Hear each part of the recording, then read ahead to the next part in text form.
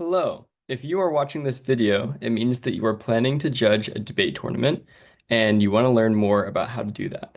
My first piece of advice is never listen to anyone who tells you how to judge. And the rest of this video is going to be me telling you how to judge.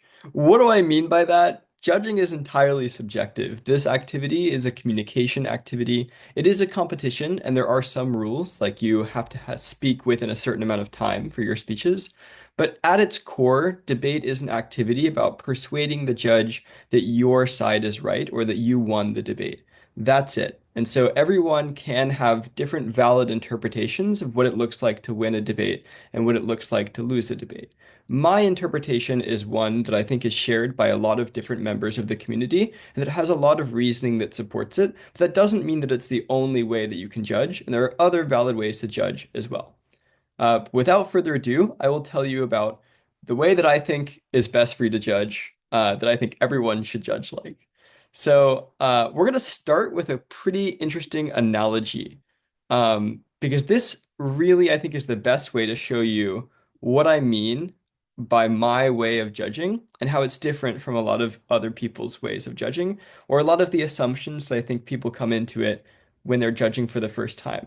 I think there's two ways to think about debate as a competition. One way to think about debate is as like a dog show. Like maybe there are different dogs and there are judges who decide which dog is the best pupper because it has like, oh, you measure the legs and it's got like a certain length of leg. It looks like it's a really good dog. It's got the best fur. It has the best like spunk and attitude.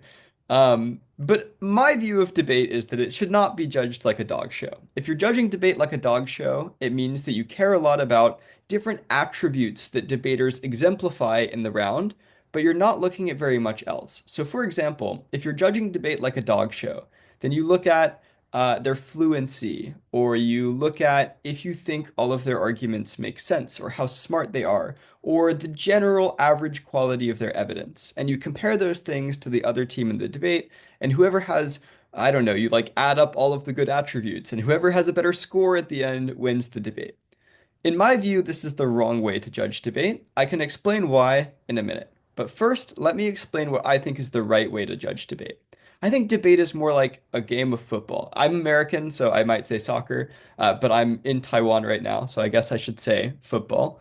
Um, in a game of football, if I ask you who wins the game, you wouldn't say it's who's fastest. Maybe one team is running up and down the field really fast. But even if they're the fastest, they don't necessarily win. And you wouldn't say it's the team that hits the ball the hardest. You wouldn't even say it's the team with the better teamwork necessarily. Maybe one team spends the whole game in the middle, just passing back and forth and back and forth and back and forth. Obviously, you would say all of these things are important to winning, but you wouldn't decide who wins based on any of these. If I asked you who wins the game, you would just look at the score and then tell me who has more points. And this is very obvious, but I think it's important to think about this when we're thinking about debate as well. Because in my view, debate works a lot more like this football game and a lot less like the dog show. You shouldn't be adding up all of the good attributes of the debaters to decide who wins. Instead, you should be just voting for the debaters who win based on a very predictable metric that might be aided by all of the good attributes that make them better debaters. Um, and the question then is, what is the goal? Like in football, it's very easy. If you put the ball in the net and you do that more times than the other team does that while following the rest of the rules, then you win the game. In debate, there's also a very specific goal, and that goal is to prove that one of your arguments is true and that it is the most important argument in the debate. If you can do this while following all of the rest of the rules, then you should win the debate. Importantly, this means that nothing else matters. Maybe you have much worse evidence on average than the other team. Maybe your arguments make less sense on average than the other team. Maybe you're not as confident than the other team. Maybe your speeches do not sound as pretty. You're not as rhetorically persuasive in most of your speeches. But if you are able to do this, to prove that one of your arguments is true and that it is more important than all of the other arguments in the debate, then you should win the debate even if you are worse at all of these different attributes. Because it's not like a dog show. It is like a football match. And in the football match analogy of debate, this is the only goal, so it's the only thing that matters.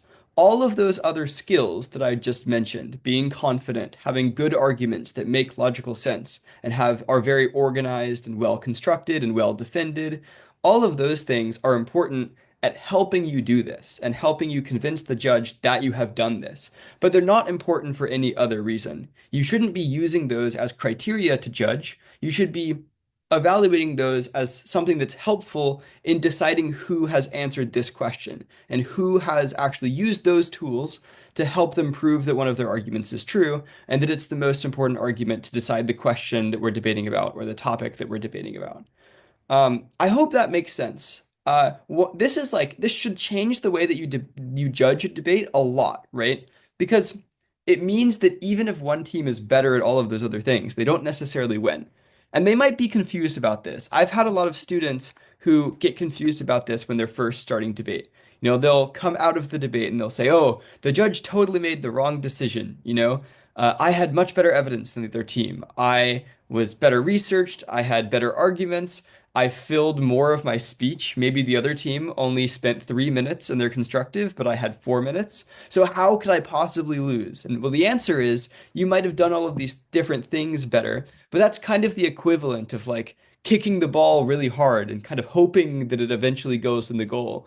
Whereas maybe the other team is actually aiming for the goal. And so even if they're worse at kicking the ball or worse at all of those other things, at least they have their eye on the prize, right? And the prize, of course, is this one, winning one argument and proving that it's true. The second interesting thing about this is the use of my word one, right? I am very intentional about this. I think that the judge in most cases should only vote on one argument. That is, maybe there are like three arguments on both sides, um, but I don't think that you should add up all of the arguments on both sides. There are, of course, some people who disagree with me, and some people would say, like, you should take into account everything, right? But I really think that the best way to evaluate a debate is to do what the debaters tell you. If they tell you that one argument is the most important, and they give you reasons to believe that that is true, and those reasons are not answered by the other side, then I guess that argument is the most important. And brings about another concept of how to judge, which is called intervention. This is a bad thing, usually. If you intervene in a debate round, that means that you are taking the debate out of the hands of the debaters. Intervention means you insert your own opinion. And this is obvious that you shouldn't do this, I think. But it's not obvious what it looks like necessarily, because a lot more things count as intervention than you might think, or at least some people believe that they do. And there's a spectrum, but I think it is helpful to think about minimizing your intervention on that spectrum as much as reasonably possible. So, one obvious example is you should not take into account anything that the debaters did not say in the debate. For example, if one team has more formal clothes and the other team looks a little bit sloppy, they're wearing casual clothes. I think it's obvious, but it bears repeating. That should not influence your decision in the debate whatsoever. If one team has a very thick accents that make it hard for you to understand what they're saying in English, and the other team has perfect English, that should also not influence how you decide the round at all. It should not influence any points that you give to either team. You should not be rewarding speakers for being native English speakers instead of ESL speakers. I think these ones are pretty obvious, but you could also apply this to some cases that are not as obvious. So, for example, if one team makes an argument that you really think is terrible, like you think this argument has so many problems with it, they made a pretty compelling case for the argument, but like there are like five different holes. There are five different things that are true that you would point out that completely destroy this argument. You know it is 100% false. The problem is, even if you know that, it is the debater's job to point that out. So if the debaters can't come up with any of those five reasons that you know that it's wrong, then I guess it's not wrong for those reasons. And so, as the judge, you should not insert your own knowledge or your own beliefs about the argument into the debate. And that includes things about why you believe the argument is bad.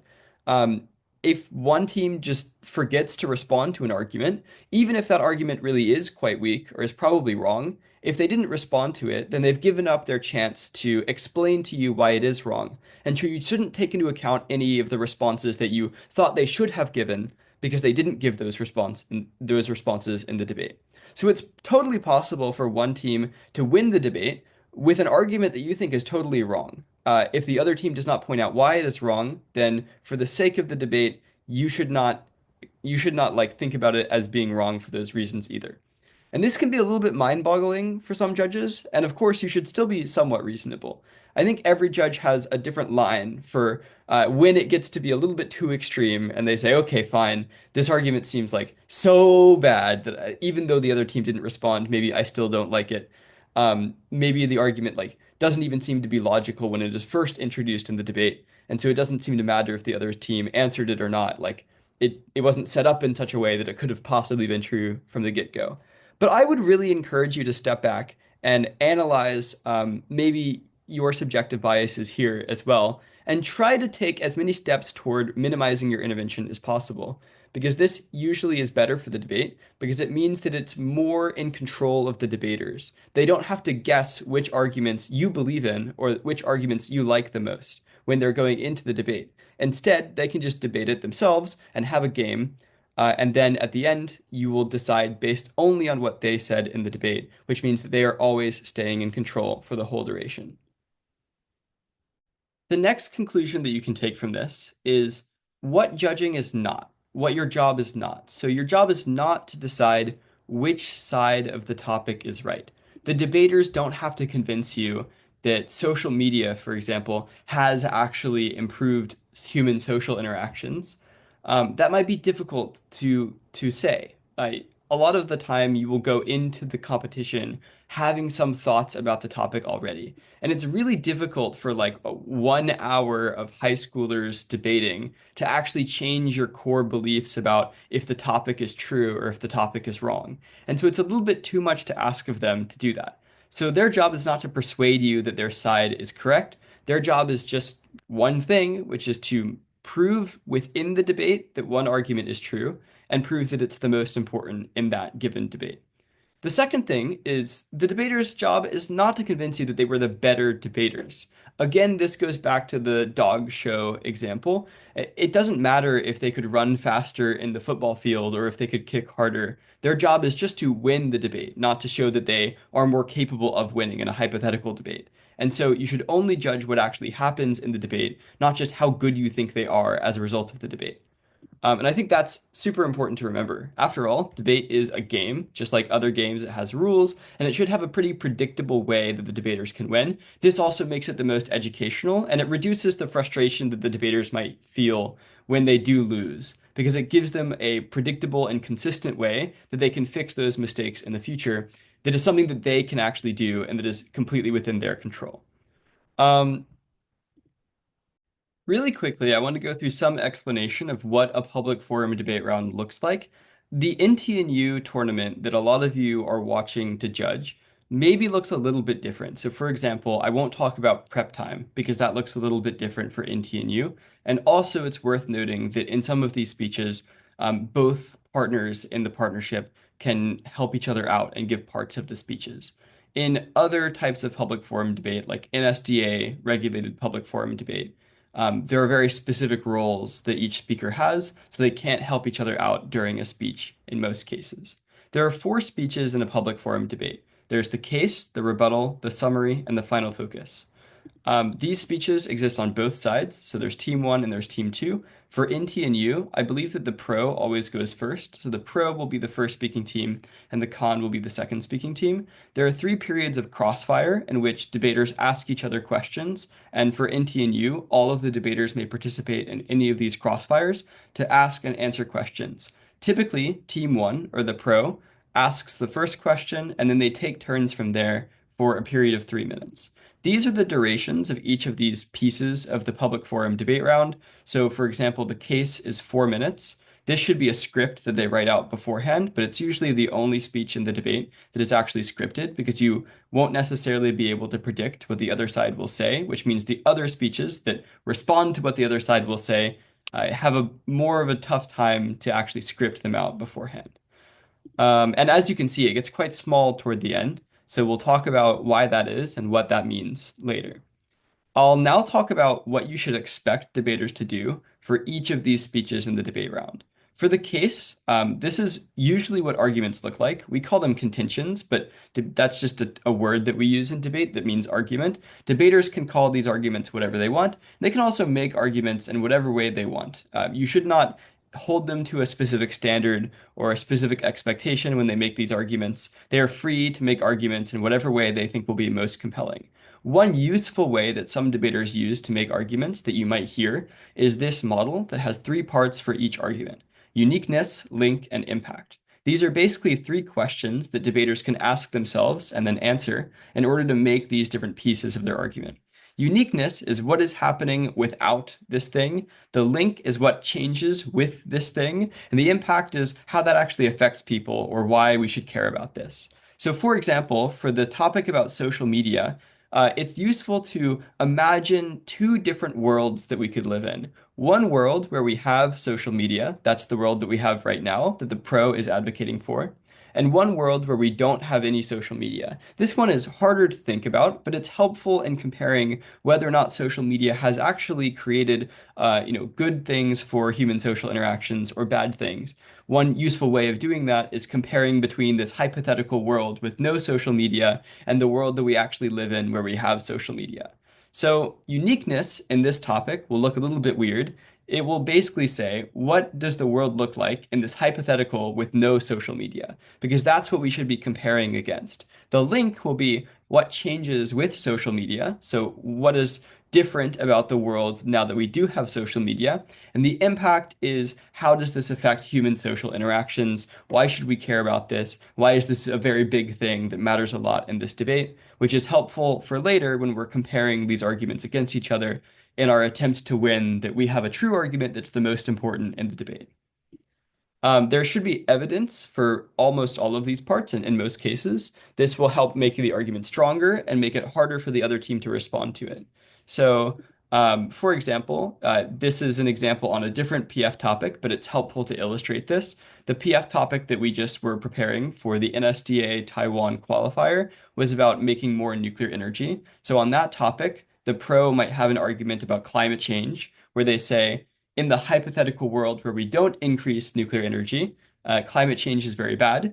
In the hypothetical world where we do increase nuclear energy, there's some change, there's some solution to climate change because maybe we get rid of some dirty energy like fossil fuels. And the impact is like, this is a big thing that we should care about a lot because it affects a lot of people. Each part of this might have some good evidence, and there's lots of different ways that debaters can cite their evidence. This is one example, like a 2024 report from this university says this. This is a very common way that debaters will do it.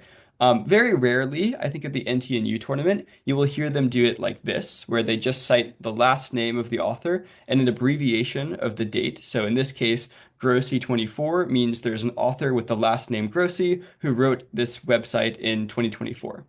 And even more rarely, you will see this, which is called a card. Some people in Taiwan call it an evidence card. I'm not 100% sure why. But as you can see, it again has the last name of the author and an abbreviation of the date, and it has a quote that is highlighted to only include the words that are most relevant to the argument. So in this case, for example, the argument is about how climate change is really big. This is the impact of the argument, why it's important. And so I've only highlighted the words of the quote that are relevant to how big climate change is, and made sure I don't need to talk about any of the other things. This is something that the judge can ask for after the round has concluded, and that the opponents can also ask for to fact check the evidence that the other team is citing in the debate. The next part is the crossfire. I will talk about how all three crossfires go here because they're all kind of the same. You basically take turns asking questions back and forth. The one thing is that a lot of judges don't care very much about it at very high levels, but I think it's okay to care a lot about it. One thing that is important is like the crossfire might matter, but it only matters and it only should matter to the end of the debate if the arguments in the crossfire were brought up in a speech. Typically, a lot of judges think that if we only talk about this in the crossfire and we never talk about it in any of the speeches, then it shouldn't matter in the debate. One big reason for that is because judges believe that if you don't talk about an argument in your last speech, which is the final focus, then the judge should not really care about that either. If you didn't care about it enough to include it in your last speech, which was your concluding remarks about really why you won the debate, then probably the judge shouldn't care about it very much either. So if it stays only in crossfire and it doesn't appear in that last speech, then probably you should not care very much about it. The next speech in the debate is the rebuttal. So I talked about how there are three parts of the case. There's uniqueness, like what does this hypothetical world without social media look like? The link, what changes with social media? And the impact. Why does this matter? Why should we care about it in the context of changing human social interactions, for example? And so those are the three things you need to make a contention in the case, which means those are also the three targets the rebuttal has to respond. So the rebuttal speech should mostly focus its time on giving responses to the other team's case. After all, this is the only speech in which these kinds of responses are allowed. That means that if they miss their opportunity to respond to the other side's case and rebuttal, they don't get another opportunity in the next speech, which is the summary, or the last speech, which is the final focus, to give new responses to the other side's case. There are five different responses the rebuttal can give. So there's one against the uniqueness. This is pretty intuitive. It's just like the uniqueness is wrong. So they said that maybe the world without social media looks really great. Maybe that they are on the con. So they think that social media has been very bad. So they're imagining this hypothetical world without social media as having all of these other cool alternatives for how we can communicate instead that are all better than social media. You can say, actually, no, this is not how the world would look. It would look very bad. And maybe the problem that they identify with why social media is so bad, that will actually still happen without social media, which means it's not unique or it's not special to social media. Social media is not the only thing that causes this problem. Or if you're on the other side, the equivalent response would be social media is not the only thing that causes this solution or this good benefit in the world. This will happen without social media as well. There are two possible responses to the link, which is, how social media changes the world. One is that it doesn't change the world in that way. So, for example, they say social media causes this really bad problem. You say, actually, it doesn't. There are ways to prevent that from happening. And so it does not cause this problem. Or you could say it is the opposite. It's not just that it doesn't cause this problem, but it actively solves this problem. And so it decreases this problem instead of increasing it. In which case, this is actually a new argument that you can use for your side that we call offense. So it's a new way that you could eventually win at the end of the round if you prove that that argument is true, that it actually solves this problem, and that that ends up being the most important thing at the end. The next part is the impact, why the argument is very important. There are two responses that they could give here as well. One is just, well, it's not very important. That's called no impact, or it's a very small impact, maybe. And the other one is a very rare argument called an impact turn, which is saying that the problem, the big thing that they're trying to solve, or the big thing that they think social media creates as a problem, is not very bad. It's not just not bad, but it's actually a good thing. Like we want that instead. The reason that this is very rare is because usually these problems are actually problems. So for example, if your argument is that, social media will cause us all to get addicted, then I would have to say that addiction is really great, and we should want more people to be addicted in order to make this kind of impact turn response, which is intuitively very rare, but it happens sometimes. And all of these parts might have evidence as well, which means, and here's an example of how you can, like some examples of these different types of responses to the climate change argument that we brought up earlier as an example for building the case. Um, the next thing I want to talk about is quite important. Uh, this is something that is different for each judge, but most judges believe that the second rebuttal has to respond to both the first rebuttal and the first case speech.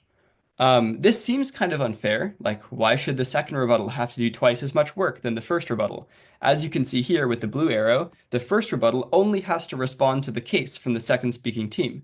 But the second rebuttal has to do twice as much work, and as you can see, they have the same exact amount of time, only 4 minutes.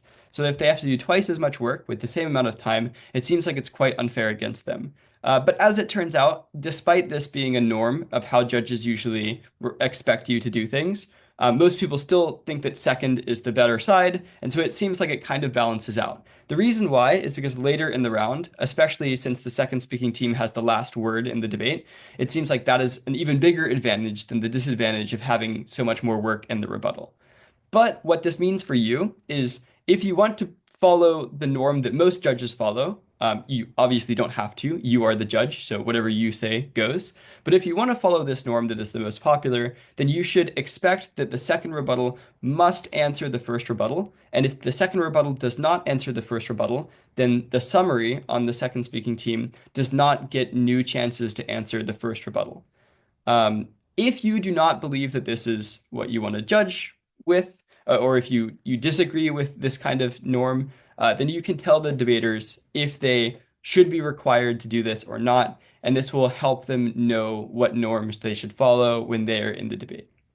For the rest of the debate, it looks pretty normal. So the each of the following speeches are allowed to give new responses to the speech immediately before them, which makes sense because this is the only opportunity or the first opportunity they had in the round to do this. But they're not allowed to give any new responses to anything before them. So the arrows here are the speeches that they are allowed to respond to. And as you can see, they're not allowed to respond to most of the speeches that came earlier in the debate, which means in most cases, there's only one chance that you could possibly respond to anything. And that makes it very important that you do that. If you give up that chance, then there are no responses you can give to that argument later, and the judge should not, use their own brain to find responses that you could have given, which means that it becomes difficult to prove that that argument is wrong in the debate. And maybe for most of these, you as the judge should act as if it is true or pretend that it is true for the sake of the debate. For the summary, there's two really important rules that you should know as a judge. First, anything that is not in the summary for either team is no longer in the debate. You should just ignore it. This seems very counterintuitive because the argument still was made, but this is a very important rule that I think is like 99% of judges follow. The reason why is because it's there to encourage debaters to pick only the arguments that are the most important to them. The logic is if it's not important enough to them to bring up in the summary speech, then you probably should not consider it important enough to vote for in the debate. So you should not consider it at all in your decision if they did not bring it up in the summary. The second important rule is that the summary and the final focus are not allowed to give any new arguments at all. No new evidence, no new arguments, no new responses to previous speeches, unless it's the arrow right here, unless it's the speech immediately before. This is important. I did also say no new evidence, which is usually the norm. Technically, they can give new explanation of an existing argument or new examples to illustrate an existing argument, but they're not allowed to do anything that is meaningfully changing that argument from what it was originally in the debate. There is a secret formula that I teach my debaters for how to give the summary and final focus. This is how a lot of debaters, I think, should give these speeches, but it's not required. And so if they're not doing this, it's totally okay. I just want to tell you this so that you know some of what to expect with how these speeches generally go. The secret formula is that I think debaters generally should and generally do four things. First is picking the most important argument on their side. They don't have a lot of time. The summary is only 3 minutes. The final focus is only 2 minutes. So they don't have enough time to talk about every argument in the round. And if they do try to talk about every argument in the round, it usually doesn't go very well because they split their time across lots of different things. The second thing they have to do is explain the argument again. So why was this argument true? What was the argument about to begin with? Just give you some reminders to jog your memory. The third thing is they have to defend this argument. Usually the summary comes after the rebuttal, right? So the rebuttal has just given a lot of responses to your arguments, and so you should defend them against those. If you are second in the debate, then your second rebuttal already defended your arguments, but they might have said why that was sort of insufficient, and so you should answer that as well. The fourth thing that you need to do, and the most important thing in my opinion, is to compare your arguments. You will hear some students call this weighing, which is just another name for comparing the arguments. And this is when the debaters are supposed to tell you which argument is the most important for you to look at in the debate when you're deciding who wins and why. If they tell you this is the most important and they give you reasons why this is the most important, and the other team does not tell you why this is the most important, they don't they don't respond at all to why their argument is the most important, then for the sake of the debate, your job becomes very easy. You just need to decide if this argument is true because you already know that it is the most important. You don't really need to do a lot of thinking beyond that. I think that it's generally a good rule of thumb to not have to think very hard more than you need to. You should let the debaters do their thing and then just follow them. There are some different ways you can think about this. They're all the same thing. Some different words that you might hear people use. Each line all just means the same thing. So, for example, picking an argument is also called collapsing. Explaining the argument again is also called extending, etc., etc. These are not words that I expect to be very popular at NTNU, but if you do hear them, this is what they mean. This formula can be applied on both sides. So I think the best way that you can take notes on a debate is with two sheets of paper. If you're on a computer, I sometimes use like Excel spreadsheets, and I would use two different tabs. One tab for like the pro, and one tab or one sheet of paper for the con. And this is like your side and their side, or your side and their side, depending on what side you're on, if you're the debater. And so I think that this formula usually can be used in like both your arguments and their arguments. The only difference is on your side, you're picking your best argument. On their side, you're picking your best responses from your rebuttal to the arguments that they still have. Um, and this is also the same exact formula that the final focus should follow. Everything in the final focus should also have been in summary. If they like bring up an argument that was from their constructive, but it wasn't in their summary, again, you should not consider that in the debate, even if it is in their last speech. It wasn't important enough for them to mention in their summary. There should be some consistency between the summary and the final focus. So those are some general guidelines that you should follow. Okay, so that's everything that you can expect from each of the speeches in the debate. And I hope that helps you understand how to judge this a lot more. The next thing I'll do is give you some general tips, and then I want to go through an example to explain how I would implement this kind of logic in an actual debate. So first, I'm going to rapid fire some tips at you, just some like words of wisdom. The first one is just, this is not an exact science. As much as I've sort of pretended that there are formulas for doing things, it's not an exact science. The most important thing is for you to be very predictable and very consistent. You want the debaters to be able to understand your decision and to be able to sort of predict your thought process before the debate. You don't want to be like a rogue judge who does things completely differently, because then it's very difficult for the debaters to debate in a way that helps them win in front of you as a judge. And so I think they will all be very appreciative if you very, very clearly set your expectations for what you're looking for and what criteria you judge with. Second thing is, I think it's a good idea at the end of the day, like you are always right. You should remember that because I think a lot of new judges get very stressed. Like I remember when my mom was first judging some debate competitions, after like a lot of rounds that were particularly close, like she seemed like she was more distraught than even the debaters who lost. She was like, I don't know who won. I'm not experienced enough to know. They were both so good and so competent. My advice to you is like, whatever you decide at the end of the day is what's right. Their job is to convince you that they have won the debate. So if they didn't do that, then they lose. That's all there is to it. The conclusion that you arrive at matters a whole lot less than how you arrive there. So just be confident in your reasoning. You don't have to be confident in the decision. There's like you shouldn't stress too much about who you actually pick. You should stress a little bit more about why you're picking them, because picking them for the wrong reasons, even if you pick the right team, is I think much worse than picking up the wrong team for the right reasons. And again, for what are the right reasons? I think just be predictable, be consistent with the expectations that you've set up before the debate. Next, whatever you do, don't go with your gut.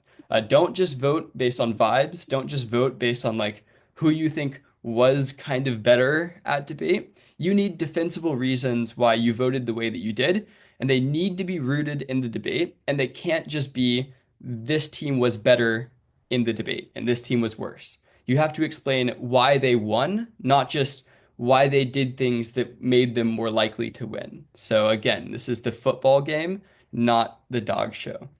Um, Obviously, I think this is an obvious one, but don't decide the winner before the last speech.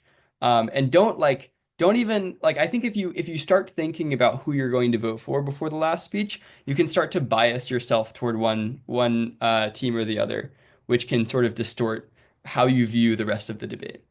And lastly, I think you should definitely take notes. Take more notes. Like taking more notes is almost always better. Not just notes on the feedback that you will provide, but notes on what arguments the debaters are making so that you can remember just in case you think something is new in a later speech or something like that. It's very helpful to be taking notes, and it shows the debaters that you care and that you're paying attention. Because after all, that's the most important thing, is that you pay attention to everything that they're saying and you make a decision based only on that. The next thing I want to do is go through one example with you. This will be an example that I have a very strong opinion on, but again, I want to be clear that there's no right answer. This is just the answer that I personally think is right under the way that I view debate. So, debater one gives a 45-second summary. Yes, 45 seconds. This is pretty bad, right? Because they had 3 minutes in the summary, if you remember correctly, to make arguments, but they only took 45 seconds. In those 45 seconds, they say this. We think that social media has made human social interactions worse because it is addictive and it takes up all of your time, so you don't talk with your friends or family in person as much anymore. They said social media is not addicting, but we have evidence that says 70% of teenagers are addicted to social media and they spend less time with their family as a result. Spending time with family and friends is the most important social interaction because most of the people you meet on social media will not be in your life for very long, but your closest friends and family will be with you your whole life and they will influence all of your interactions the most. Since this topic is about social interactions, this matters more than any other arguments about why social media helps people in other ways. Thank you. And that's like a 45 seconds, so they had way more time. They could have made other arguments, but that's what they say. The other team gives a 3 minute summary, and this is what it sounds like. Ladies and gentlemen, honorable judges, and esteemed opponents, today I stand before you to argue in favor of social media. We live in an interconnected world where communication and information flow at the speed of light. Social media is at the heart of this transformation, and its impact is overwhelmingly positive when harnessed correctly. First and foremost, social media fosters global communication. It connects people from all corners of the globe, transcending borders, cultures, and time zones. Whether it's reuniting families, connecting old friends, or enabling professional networking, social media has revolutionized how we communicate. In a world that is increasingly globalized, this level of connectivity is indispensable. It allows us to break down barriers and engage with individuals who we otherwise might never have met. Secondly, social media is an incredibly powerful tool for education and awareness. Through platforms like YouTube, Twitter, and Instagram, we are exposed to educational content that can empower individuals, encourage personal growth, and even offer practical solutions to real-world problems. It has become a vital space for learning new skills, staying updated on current events, and even participating in online courses and workshops. Social media also gives marginalized groups a voice and allows them to raise awareness for social causes that might otherwise be ignored by traditional media. Movements like hashtag #MeToo or hashtag Black Lives Matter are prime examples of how social media can drive social change and mobilize millions of people for a common cause. Additionally, social media plays a pivotal role in business and entrepreneurship. Platforms like LinkedIn, Instagram, and TikTok have allowed small businesses to reach global audiences and thrive in ways that were once unimaginable. For individuals, social media provides a platform for self-expression and entrepreneurship, allowing creators to build brands, launch careers, and even monetize their passions. The democratization of opportunity has empowered millions to pursue their dreams and build their own success stories, all thanks to social media. Lastly, we cannot overlook the role of social media in emergency response and crisis management. During times of natural disasters or political unrest, platforms like Twitter have served as lifelines, providing real-time updates, helping coordinate rescue efforts, and enabling people to seek or offer assistance. In many instances, social media has saved lives by facilitating rapid responses and keeping the public informed in ways traditional media often cannot match. In conclusion, while it is essential to acknowledge the potential downsides of social media, such as misinformation or cyberbullying, these are issues that can be addressed with proper regulation. The benefits of social media, global communication, education, business opportunities, and crisis management are great. Social media is not addicting. Instead, it has the power to bring people together, amplify voices, and transform the world for the better. Vote pro. Thank you. Who do you think should win this debate. We don't know yet because they haven't given their final focus speeches, so there's still a whole other crossfire and two more speeches in the debate, one from either side. But you should have some idea of which of these speeches was better at fulfilling the goal of winning the debate, which means proving that there's an argument on your side that is true and that it's the most important argument in the debate. There's no wrong answer, but there is, in my opinion, wrong reasoning. What you sometimes see is that people will listen to these two speeches and they'll say something like, I vote pro because they filled more of their speech time, they engaged the other side more, they had more arguments, I was more convinced by their arguments, they had better style, they talked more fluently, they had more confidence, or they had more tangible impacts that I thought were more true. In my opinion, these are all very bad ways to vote. These are all like dog show ways of voting. You are voting for good debating instead of actually picking the team that won, that went through the steps to actually win. You're measuring the players' muscles instead of like counting how many goals they actually scored in the football analogy. I would say, personally, I think the 45-second summary is actually ahead in this debate because it is the only side that did any comparison that told me which argument I should care about the most in the debate. They told me what matters, and the other side did not tell me what matters. They also didn't answer the reasons that this matters the most. And so I believe that if they're right about their one argument, which the other side didn't really answer, then they're probably winning the debate. Maybe you disagree with me. I think the most valid ways that you could use to disagree with me is one, if you think that the argument that is made in the 45-second speech is just poorly constructed. For example, it doesn't really have the uniqueness element. We don't know what the world looks like without social media. They haven't told us what the alternative would look like and why that is less addictive. Or second, you think that maybe there's something in the 3-minute speech that maybe interacts in some way with the 45-second speech. For example, the 3-minute speech also kind of mentioned family at one point. They said maybe social media can reconnect families that are very distant from each other. And maybe that means that if we care about family, maybe the pro actually wins. Those are the only defensible ways I think that you can vote for the pro in this debate. And when you're not just like doing dog show judging, where you kind of add up all of the good attributes of the pro versus the bad attributes of the con. Oh, and just by the way, I did trick you a little bit. The second speech was actually written by ChatGPT. If you judge based on who has the better English, or who fills the time in their speeches the most, or who has more arguments that sound convincing, you will often find yourselves voting for like ChatGPT written arguments. If you think that this is a bad thing to do, you probably shouldn't judge this way. If you judge based on who wins the most important argument, you will much more often vote for the strategic debaters who have more critical thinking instead of the ones who rely on external tools. That's the one thing that the external tools are actually quite bad at doing. And so I think it is also a good sign that you should be rewarding this kind of behavior instead. That's all for today. I hope that I answered some of your questions. If anyone does have more questions, I've put some of my contact information in the description of this video, and so you can reach out with specific questions for me. The last thing I want to emphasize is, again, don't take anything that I just said as a fact. This just comes from my personal experience and my personal opinions, really, about how you should judge. This is built on a lot of experience and a lot of conversations that I've had with other people, most of whom agree with me. That said, you should debate in whatever way you feel is right. You should debate however you're most comfortable with. The number one thing that you have to do is be predictable and you should judge these debates in a way that allows the debaters to win when they know how to win, when they do better debate, when they do a certain thing, and that allows the debaters to know exactly what they could have changed in order to win if they did in fact lose in the debate that you watched. I think that is the best way to make sure that you give them something that they can learn and you don't end up leaving them feeling helpless at the end after you voted against them and you don't really know what they could have done to win because maybe they drew the wrong, the wrong side of the topic or something like that. So minimize your intervention as much as possible, minimize your bias as much as possible, give more of the control to the debaters, even if that sometimes goes against some of your intuitions. And then I think you will be a much better judge in this debate. Thank you for listening.